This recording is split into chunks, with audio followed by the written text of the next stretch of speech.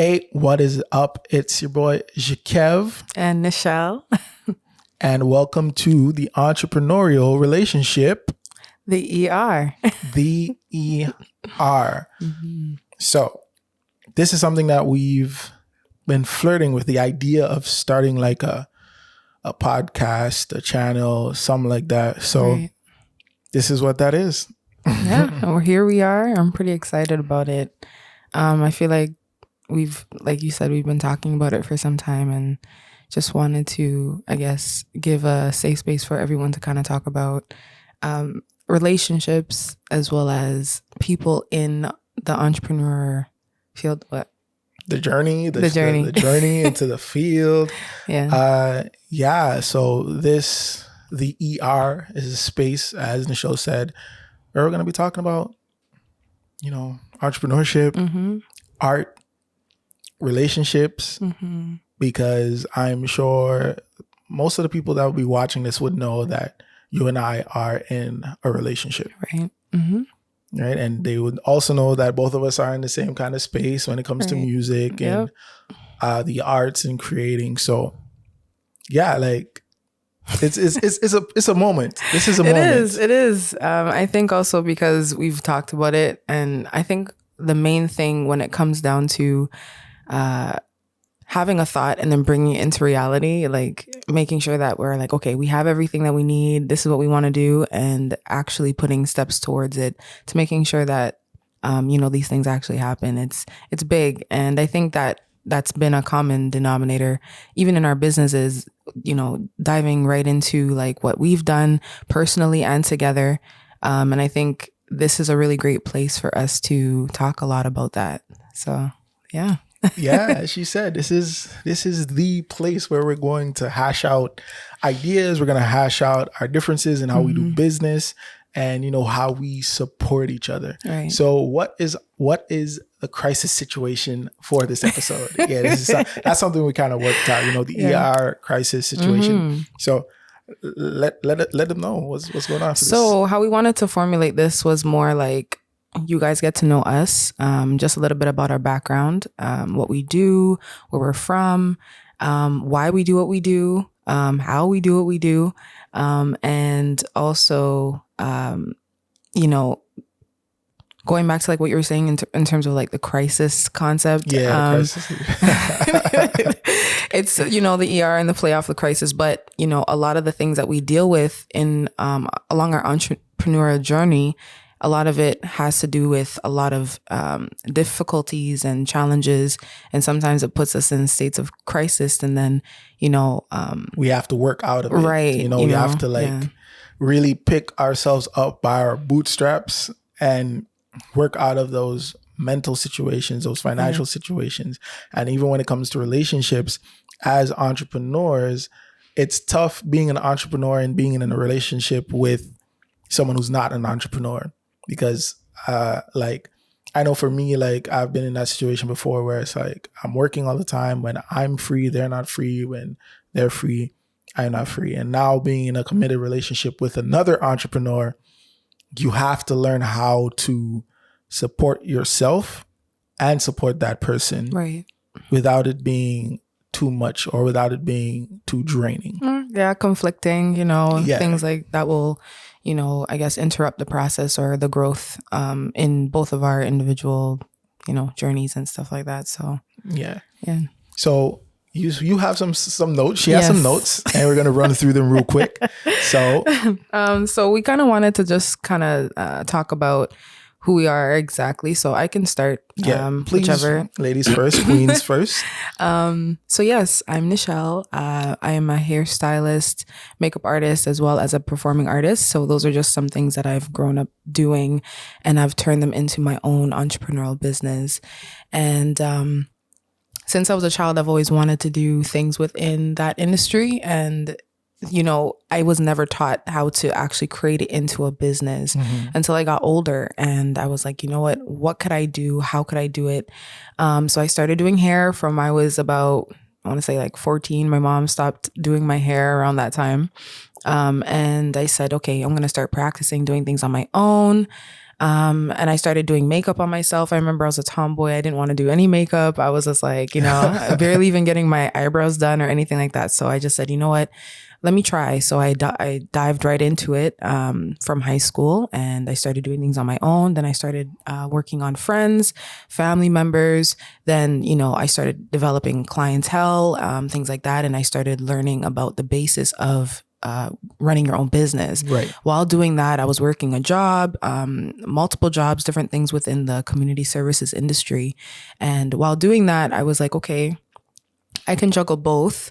But do I want to work for myself, or would I rather, work within limitations with a job? And I said, I think the best route, like later on, I decided, it would be best that I just do my own thing. So recently I decided to kind of make that transition over. It wasn't the easiest decision, but it was the best one for myself because I had gone into crisis. Got into crisis. Yeah, I had like a full meltdown at work. I was like, I do not want to do this anymore. I really, really want to do things for myself because I was able to see the growth within myself. So that was my why, really. Just going back to the who, what, where, when, why. I'm from Toronto, but so in Toronto, it's a highly saturated city of hairstylists or people just in the arts overall. And there's a lot of opportunity, but there's also a lot of competition, I think. But it's good. It's healthy because then you get to identify why you want to do it, what makes you stand out from other people. So my why is just, I'm passionate about what I do, and I want to share it with other people. And I think we both kind of have that same same idea. So yeah. Yeah, so that's Nichelle, everyone. Yes, hello. Claps. So yeah, I'm Jakev. I am a commercial photographer, videographer. I also do music. I rap, I sing, I play instruments, and I got into photography and videography, telling visual stories, because I was a musician. So this literally started off in my room back in Dominica. I'm from Dominica. I'm not Canadian, but I'm here.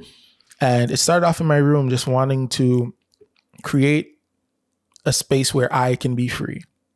So playing music and being able to capture that and bring that to the masses. Like I wanted to do stuff on YouTube. I wanted to create live arrangements, all those things. So that's where my mind was. And slowly but surely, people started asking me who did my photos, who did my videos, who did my content. And I was like, I did. And they're like, oh, would you mind doing that for me? So I ended up doing that. And that's how I became a photographer, videographer. I literally just did it for fun. And then people wanted that same thing. Fast forward to now, moved to Canada for school. And before I was doing photography, videography just for fun, it was just friends. It wasn't anything serious. But when I came here, I was like, I really do love doing this. And I wanted to make this something that is sustainable because I never really liked working for other people. So if I'm being serious and being honest, I never really liked working for other people. So I was like, I'm in school. I have the time. I have the knowledge. Now it's just to build. So that's what I did. I built with people that I knew, people that I was getting to know. I created a network of clients. Funny story, Nichelle was actually the first person I did any event photography for when I came to Canada 5 and odd months years ago. Yeah, I think that was 2017. Yeah, right at the end of 2017. I think it was like in December or somewhere there. Yeah, I had a live concert to introduce myself as an artist, like officially, and you had come and do. You had come to do videography for me. Yeah, I came and I did some photos for her, and if we can find the photos, I'll put one up here somewhere on the screen somewhere. But yeah, that's his story. So we knew each other from school, and I ended up doing photos for her. So right, it was photography, not videography, right? Yeah, it was photography. Yeah. Right. I did photos. My bad. That's all right. And yeah, so doing that here, I was like, I need to be serious about what I need to do. I need to take this serious. And I just started doing what I love. And it attracted the right people. I met business partner Kim Niles. We started the Make Your Mark Foundation. Now we are a TDSB partner. I met some awesome clients along the way. And, I've seen them grow from just being in one little room to now having like boardrooms and different things like that. And, I've created like family within what I do, and I've created community. And that's one of the things that we are big on is community. Definitely. So yeah, that was just a short excerpt from like synopsis of who I am and what I do. But I'm proud. First of all, I'm proud to be Dominican. So represent. Give them like a 767 kind of vibes on thing, and get them like an accent on whatever. All right, let's get back. Let's get back. All right. So what's next on the docket? So we had some questions that we wanted to share with you guys, just a little bit more about ourselves, or like where our minds are. But before I think first we should tell them the why of the ER. Oh, right. Yeah, we forgot. I don't know about that. Both of you. I was okay, let's get to the questions. I got my answer. I'm ready. I'm out here. But yeah, the why of the ER. So can I? No, you know what? You go first. I think you should go first, babe. She wants to hear my answers. So I do. He always has great answers, and I'm like, okay. All right. So for me, the ER is a place where I can come and decompress. All the questions that I have in my mind, all the thoughts that I have in my mind, I can come here and we can have a conversation about it. Oh my God. The kitty cat. It's okay. Hey, Kai, what's popping? Our cat just walked in and he was like, hey, yeah, I'm about to go eat, and just walk through our whole set. But yeah, the why for me is this is a place I can come and decompress. I can come and talk about the things that are on my mind, the questions that I have about business, things that really stress me out in terms of seeing other people do the same thing that I'm doing, asking questions on why are they ahead? Why aren't I that far in my business? Even if, I've done some great things, and I will not take that away from myself. But it is a place where I can come talk about my creative entrepreneurship, my entrepreneurial journey, right? The creative side of me and what I want to do and where I see myself. And also the relationship side of things, because things do get hectic as an entrepreneur. And having two people as entrepreneurs, it gets pretty hectic. Man. Sometimes I'm like, I'm dropping her to a gig for me to go work. Sometimes I'm dropping her to a gig and then I have to go home, finish edit, come back, get her. Then I have to go to a gig, so she's coming with me. And then we're up and down. Up and down, yeah. And then sometimes I'm supporting you wherever you have to go to do his gigs as well. And it just works the way that our lives have kind of merged into one. Right. And I think you had mentioned having a space to kind of talk about those things, like you're saying, decompressing and like expressing what's actually been going on, if we have questions, or even just like a place where we can hash things out, like talk about certain topics, and we're like, okay, well, I thought this, or I thought about that. And I think it's positive, and I think it's really therapeutic in a way to have a place to sit down and talk, even as a couple, but even just from more of like the business standpoint.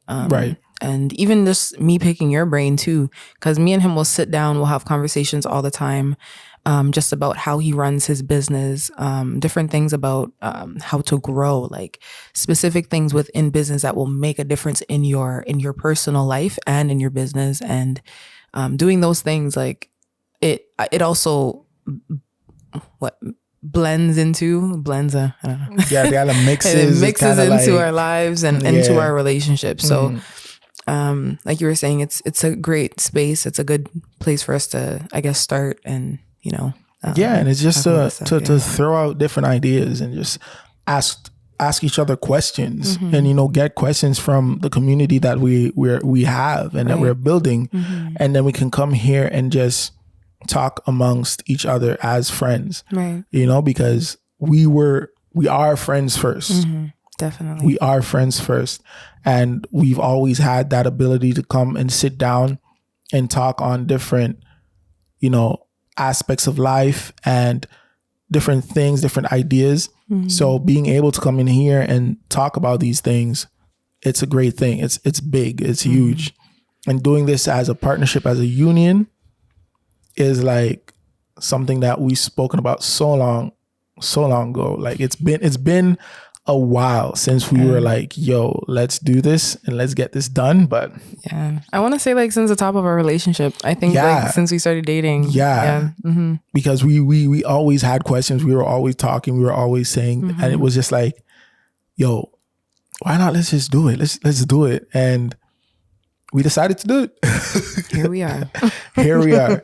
So yeah, let's get into the questions now. Did you say your why though? Yeah. Okay. So for me, I think I want to use this place or this space for specifically for my journey as a performing artist, and how to, I guess, turn it into, or teach people how to turn it into a business, I want to say. So more of like using your creative skills and turning them into a business.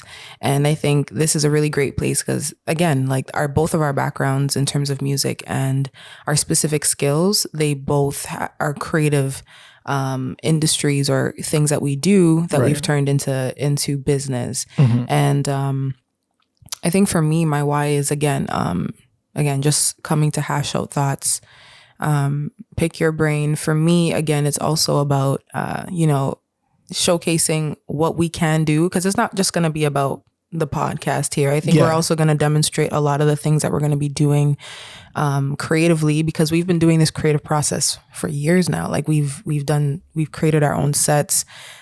We've worked with clients, we've worked with people in terms of like collaborations. And, we're like, okay, well, if we have these thoughts and we've done these things before, like, why don't we have a space where we can talk about these things and like, navigate through that whole realm of, actually put thought to paper and just not us doing this, but potentially showing other people how to do it, potentially inspiring other people to have these sessions, just meet up with a couple friends and talk about it, or meet up with us and talk about it, but go out there and talk about it, because I'm telling you 100% there are people out there, entrepreneurs out there, who think they are the only ones going through a crisis, or who think that they are the only ones facing this certain problem. And honestly, I'm here to tell you now, from this first episode, you're not the only one out there going through crisis. You are not the only one out there facing certain creative blockages, especially in this day and age. You are not the only one. So this is why we are here. Like, this is why we want to do this. It's not even like, oh yeah, we just want to look cool and just set up some lights. And even though it is cool. It is cool though. It is cool though. I mean, come on, man. It's cool. But this is like something that we've seen in our community, and it's a need for us to come out and just encourage someone, even if it's one or two people. Like, know that we are here, that we are listening. And we didn't even tell them like our background and like the work that we do, which is also like a part of why we want to do this. So I'm a behaviorist, so I studied behavior analysis at George Brown, and I have seen so many things within the industry that lead back to behavior analysis and understanding behaviors and understanding how people are and how people work. So it's huge for me. It's huge to kind of try to like blend those two together. And for me, I kind of talked about working in the community services industry, but I'm a certified CYC, child and youth care worker, and I was in that industry for years, and working frontline, working like more like administration as well. So I was working in shelters, I was working in group homes, CAMH for a period of time, and just working with different kinds of people with different mental health crisis and things like that. So for us, it's not just about the creative side of it, but it's also working in the community, because you are also working in schools and doing different things like that. I traveled to India for a placement, and so I worked in the communities, worked in the slums. I did a lot of different things, and it was like a switch went off for me for my why, as to like, if you want to actually do something, take the risk on yourself, and don't just sit down and just dilly dally with the thoughts. Like, if you want to do something, go out and do it. Just make it happen. So and I think that's why and it's funny. I actually started your course too. I think it was a post-grad program. And then I was like, she did. This is not for me, because I don't like, okay, for me personally, I felt that the direction of the course that I was specifically taking was telling people with exceptionalities to act a certain way according to like a organized, book, what I'm saying? What you're supposed to do. Yeah, right? I get that. And working actually directly with so many different people, I'm like, it has nothing to do with a rule book. It has everything to do with them, right?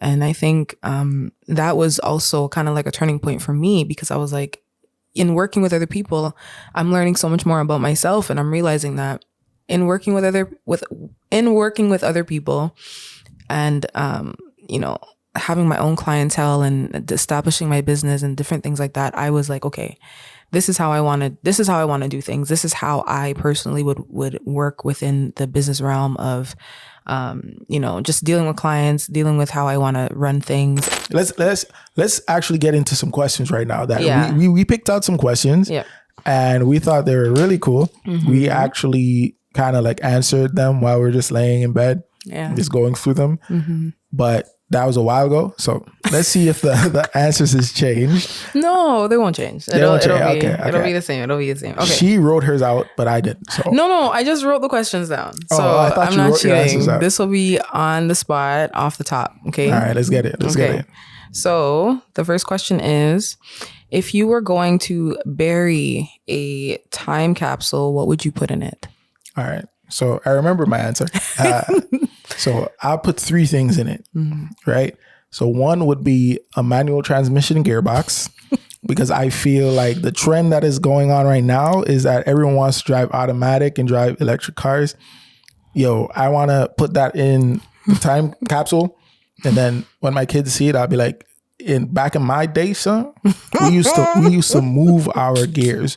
We were out here with the double clutching and the kick shifting and all. All right. The second thing was my first camera, because that is of sentimental value to me. I wish I brought it to Canada, but I left it back home with my sister. And the third thing would be family video, like just a video with, Nichelle and I and my family, my brothers, my friends, our friends, and just like a family video, just of interactions with them, and just something, wholesome, that when someone sees it, they can be like, yo, this is what family kind of means. I know that got a little sentimental and emotional, but those are my 3 things. There's nothing wrong with that, baby. Okay. So, I can't remember my third one, but my first one is my first mic, just because that whole experience in itself, I said, I'm a vocalist and I don't have my own mic. I don't have my own equipment. So I was like, when I bought my first mic, I was like, no, man, we're here. It's official. But so I'd put my first mic. And my second one would be a locket that you actually got me. Because I think it was so beautiful. It was one of the first gifts that you ever gave me. Right. Yeah. Right. And it was like, lockets are classic. You put your picture in it, and, it's stored away forever. Anyways, sentimental. Okay. Sentimental. And my third thing. I can't even remember what it is. I couldn't tell you, But those, well, yeah, maybe some things from my diaries. I have some old writings and some old poetry that I've written in the past. And I'll just like thoughts, things that I've gone through, like Emotions, some emotions, stories, trauma, different stories, things like that. Yeah. a lot. I remember, funny enough, I actually remember the first time I described the kind of man that I wanted. He's described in front of me. Yeah, I was like, I'm like, what do I know about tall, dark, handsome, and all the stuff I said. Anyways, I was like, She's like, anyways, whatever. He's feeling himself. No, I'm joking now. But yeah, those are a few things that I would put in. Yeah. All right. Yeah. We have some, mementos and some keepsakes and some, emotional, sentimental stuff. So yeah, next question. Yes, next question. All right. Okay, this is a good one. What feature of mine, personality or physical, do you find most attractive? Yeah, I do remember my answers. So her giving nature, like she's someone that will give of herself. She will pour into you. And I'm not just talking about like something monetary or something physical, but she will give into you emotionally. She will be there. She will support you. And sometimes I'm like, oh my God, like when she does like my facials for me and all that. And sometimes I'm like, yo, wait, I just want to go play a game and just chill. Like you want to do the facial right now? And she's like, yes, come, we're exfoliating right now. And as much as I'm like in my heart, I'm like, oh, like I love that she takes care of me and just loves on me. And she does that for her family, her friends, my family, my friends. She's just that person. So that's what I love about her. Oh, thanks, mate. You're welcome. Okay. Oh yeah, I think you have to ask me now. So what is it about me that you like? Cut. So what is about you?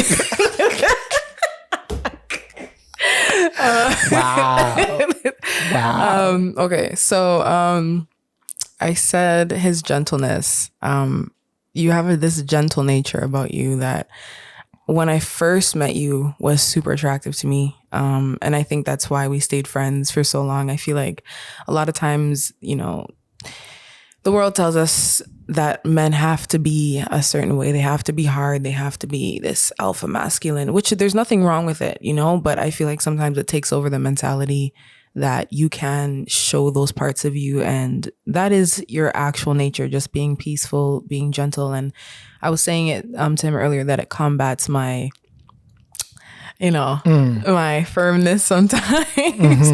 And I never really thought that, that those attributes of him would break down my walls that I build up sometimes, and I think that's the main thing for me. And also your eyes are beautiful. This beautiful chocolate light brown eyes. So, Thank you. But, word to my mama. But yeah, I would say those two things. Yeah. Like it definitely, leaves an imprint on my heart. Aww.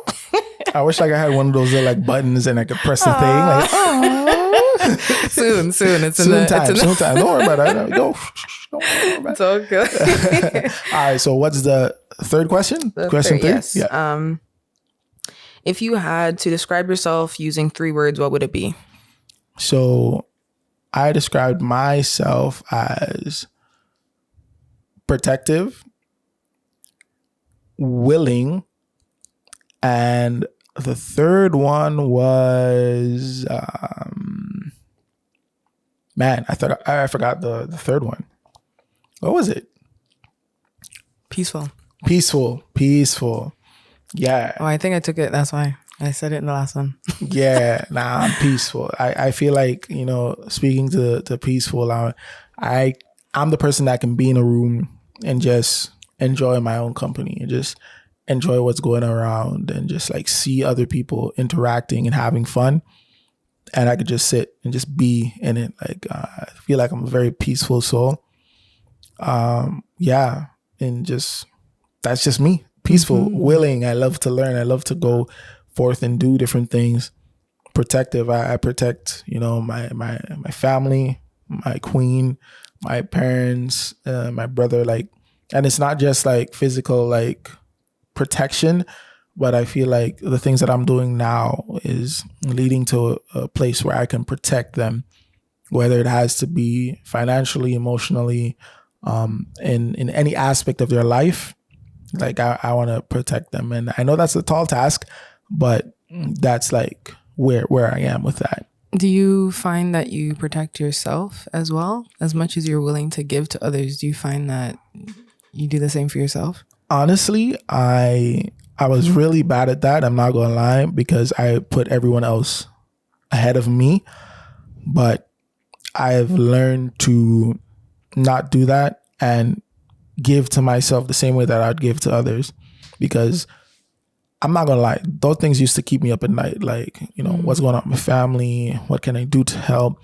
What can I do to help you?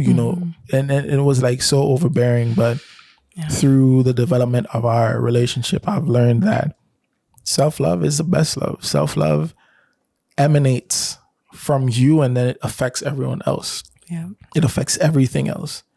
You can't love on someone without learning how to love yourself first. Yep. 100%. Yeah. Okay. What about you? 3 words to describe yourself. I would say, well, I have a natural bubbly, personality. So I'd say like jovial. I'm always down for a good time. Anyone who knows me personally knows like I'm here for the antics. I'm here for, She got them antics. She's not lying. She with it. But it's all for, fun and, to just make sure that everyone feels comfortable and has a, good time. Right. Just in any aspect. I would say my second one would be adventurous. I definitely love adventure. I'm any opportunity I have, I'm there. Anything that has to do with heights as well, I'm there. Very much so. And my third one, what did I say? I said adventurous. I said bubbly. Jovial, bubbly, and then I said honestly, we forgot what we said before because it came out so naturally. We just chilling. We were just talking, and it's like we were just talking. And what did you say? I really can't remember what you said. Okay, well, wait. Well, I'll just say, why am I like? I don't know. Think of any word, like one more word to describe yourself. I want to say, brave is in my spirit right now. Brave. Well, let's go with brave. Yeah. Let's do brave. Yeah, you are brave because, as you said, like you literally left your job and committed to this entrepreneurial journey. And that is brave. Not a lot of people would leave their cushion, their safety net, and knowing, okay, even though this is bad, even though I don't like this, I'm going to still get paid this for the month and be able to meet my bills and, all my needs. But you were like, yo, I can't deal with this. I can't take it. So that is brave. Like coming, like I'm telling you that is brave. Like knowing all the situations, knowing how things went about, that like, you're brave. You are brave. I appreciate you. Even just like saying that, a lot of times you don't like, even just having this talk right now, you don't really hear it naturally coming from people to say these things. Like, yourself, but then when people ask you about yourself, you're like, I don't, you think but I think bravery is something that is learned and developed. I think that also comes with something that's in our spirit naturally. We're born with this drive, with this willingness, like you were saying, and then sometimes the world gets us down or it Right. weighs on our shoulders, and then we give into fear, we give into self-doubt or whatever the case is, and then we have to refine that bravery within ourselves and stuff like that. So that's why I like to be, I like to laugh, I like to be jovial, I like to be as adventurous and face my fears as much as I can. Right. I mean, I'm not perfect, I'm still facing those daily, No one's perfect. Yeah, for sure. But having that bravery, having that willingness to step out and rediscover who you are amongst all the rubble that has happened, like the breaking of self, like that is big. Like I've used that word a few times in this podcast, but okay. it is big. Yeah. To really dig through the rubble and find yourself, find your passion again, find, what it is that you love, find that motivation to push forward. That should be the definition of bravery. The rose that grew from concrete. Yeah, exactly. Exactly. All right. I think we have like two more questions. Yeah. Let's go through that. So if today was your last day of life, how would you spend it? All right, you can answer first. Okay. So initially I said that I would be on like a beach. And I was very specific. It would be like she was very specific with what she was doing on that beach. So again, going back to being adventurous. So in my mind, like I just think of absolute freedom. So like when I look at the ocean, I think of freedom. So it's just so vast and so large, so much mystery to it. So being in the midst of the ocean with the sunshine and if I was in if I had a choice, it would be in a cabin or like a straw little hut or something. Right. You know how in the Maldives, that's how it is. Yeah, man. I'm like, very picturesque. Yeah. And then I'm also going to add with family and friends because, Okay. I mean, because you don't really want to do these kind of things alone. You usually want to be around or, just even if I was by myself, let's say, that was the only opportunity I had to be alone, then I would. But if I had the choice, then yeah, I would be with family. And okay. And me. I got that on lock. So my answer was that I would spend it with family. Like I would throw this big party, this grand shindig, if you will. And barbecue. A big barbecue and just have all my friends and family there and just like take it in. Like see them laughing, playing together, eating together, and just having a big old time.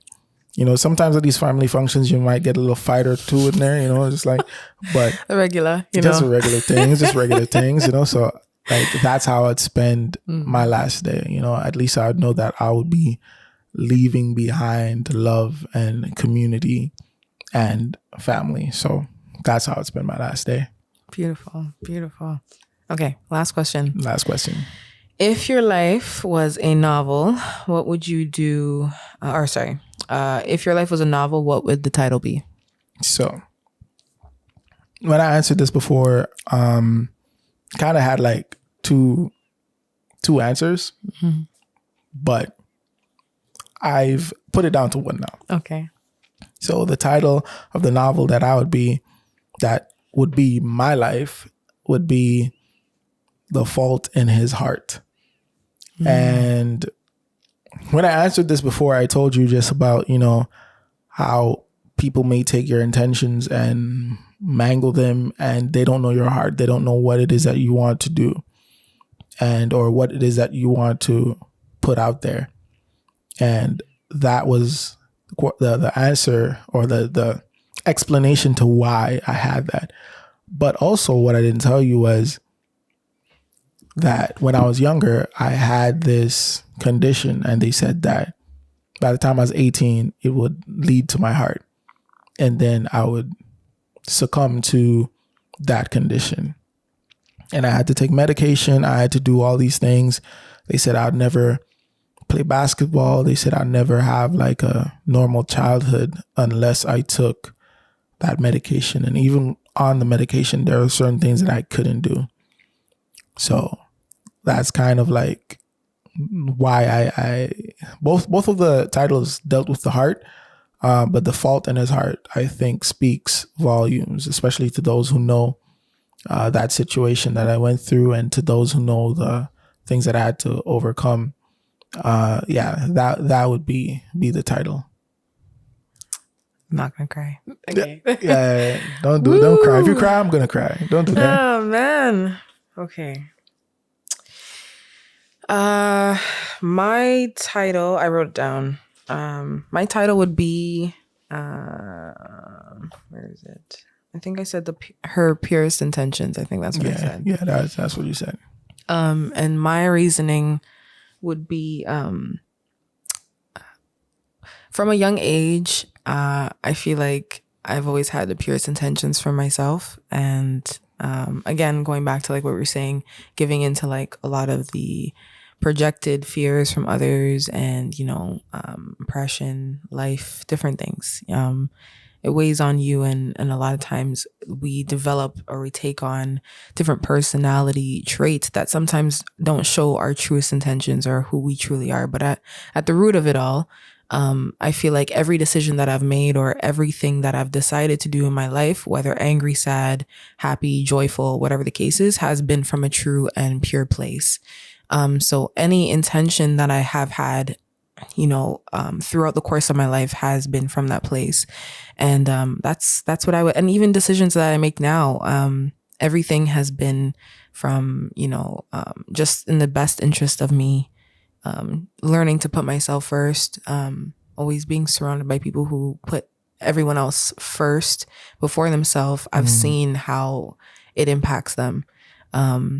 So yeah, I would definitely say even just putting myself first, that is a pure intention, and that's how I choose to live my life. And that would be the novel. So yeah. Beautiful. Well, yeah. I think we've come to the end of this first episode. Mm-hmm. There was a lot that was shared, a lot of just the reasoning behind this and what we want to do. So I want to open up the floor and ask you if you have any last words before we cut it off.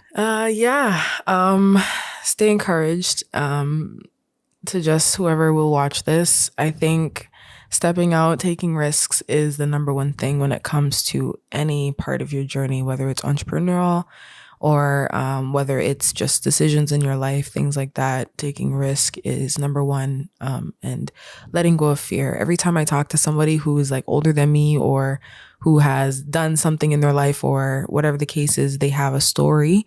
They say, don't walk in fear. Just believe in yourself, take the risk. And I feel like putting it on camera and creating or not just putting it on camera, but leaving it for the world to see, it almost puts it engraves it into this thread of life, and being able to pass that on to other people and share it virtually, I feel like is really powerful, because a lot of times we're not connected to people, and being able to watch something to say, okay, yeah, like this is my reminder today that I need to take that risk, or I need to do whatever, like whatever we have our mind set to, this is what we want to do. And this is how we're supposed to do it, based off our own intentions and what we have, in our mind, or what we want to create, things like that. So that's what I would leave with you guys today, and for you as well. What would you do? What would you have to say? Honestly, I kind of was trying to think of it while you were talking, but taking, everything that you said, at the same time, I would say just start it. There are a lot of creators out there that would say, oh, don't get the gear, just start with what you have. Just go out and do it. I want to say that is absolutely the mindset. Just start it. Go out and be you, because no matter what, that other creator, that other entrepreneur, that other artist, that other person in your boardroom, wherever you are, they're never going to be you, and they're never going to offer what you have. So go out there and shine. Just go out there and shine. Just start it. be you. And I'm talking to myself as well, because like doing this is big. This has been a recurring word in this podcast. It's big because as Nichelle said, this is us stamping something on the internet. This is us stamping something in the universe that we are going to continue to push forward and continue to put out there and continue to share, because this, like my hope for this is to help one person. If it helps more people, then amazing. But if what we do can touch the life of just one person, I'm okay. I'm good. I'll continue growing. We'll continue growing and sharing our experiences and working together. Yeah. But if we can help one of y'all out there to push forward and do and shine that light wherever it is that it needs to shine within the darkness, shine that light. Just start it. Ashe. Ashe. Yes. Well, yeah. Yeah, like honestly, like I think like not I think like that's it. Like we can end on that. Okay. So I would like to thank all of you for coming through, chilling with us, listening to what we have to say, and continuing to be with us on this journey, because we're going to do more. We're going to put on more, and it's going to get better and better as we share what we do and share how we do things. Yeah. And really just pour into each other and into whoever's out there listening. So thank you. Thank you. Yeah, you can find us on Instagram. Yeah. You can find us on YouTube. We might have some other platforms that we might be putting this on, so we'll keep you all updated. But all our links will appear on screen and also in the description wherever you see this. So like, subscribe, follow, share, tweet, all of it. do all of that. You never know who needs to hear this, and you never know what it can do for you and the people around you. Definitely. So this has been our crisis situation. All right. Thanks for watching the ER. Peace.